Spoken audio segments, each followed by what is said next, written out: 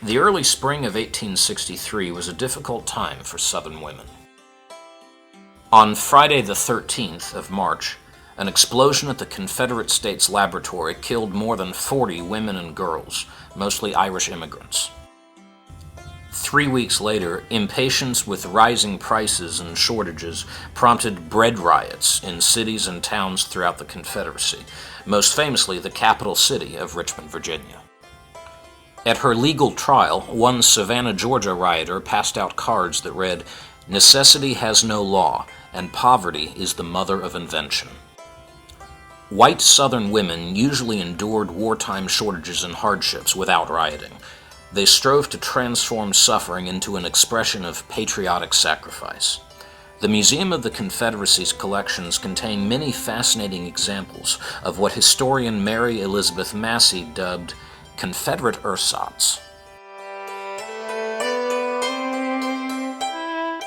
Newspapers urged Southerners to look about us and see what substitute we can possibly provide for those we have heretofore had of Northern manufacture.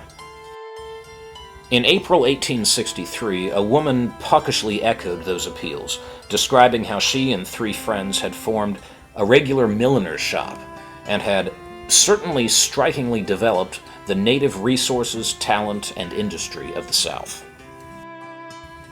The museum's collections feature a few examples of Southerners using some unexpected native resources to make common items, like persimmon seeds used to make buttons in Florida, or cow hair that Mrs. Alfred Lester used to supplement cotton to make uniform trousers for her son, Sergeant John W. Lester.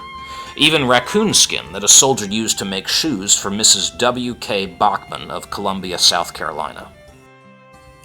Martha Gordon DeSaucer of South Carolina compiled a book of receipts, or recipes, for food and practical things that she and her circle of friends used during the war, writing the recipes on the back of old envelopes and now worthless Confederate bonds. One recipe explained how to make coffee from sweet potatoes and noted that ground nuts, okra seed, cotton seed, or parched ground rye could also be used. Soap recipes were plentiful. 2 of them used cotton seeds and myrtle berries.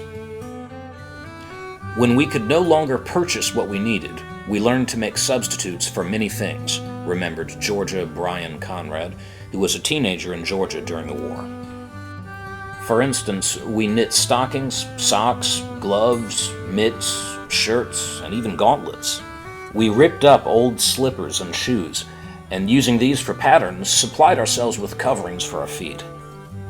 We plaited palmetto and wheat straw and made hats. Southern women devoted many resources and much time to making hats, for their own use or for sale. As for millinery, remembered one woman, any old straw was a bonanza. Palmetto hats were very jaunty. Rye straw was plaited and made an admirable imitation of Milan braid. Many examples of Confederate candles survive in the museum collection. This one was made with waxed string wound around a corn cob. Cornelia Peake MacDonald, a Winchester woman forced to refugee to Lexington, Virginia, later recalled how she read and sewed by the light of her Confederate candle. "I often wonder now how my eyes stood the ordeal. Every minute it had to be snuffed and drawn further through the loop as it wasted away. Not much of anything could be done by its light, as constant attention had to be paid to the candle." Thanks largely to the famous wartime song The Southern Girl, the homespun dress has become the symbol of Southern women's patriotic sacrifice.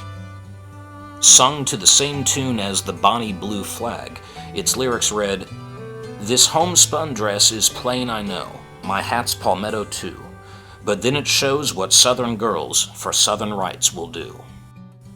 Nothing but homespun was respectable, remembered Cornelia Peake MacDonald. As much as the homespun dress, the palmetto hat and homemade soap became emblems of patriotic sacrifice, most white Southern women were not sorry to leave wartime shortages behind them, and many donated the artifacts of their sacrifices to the museum.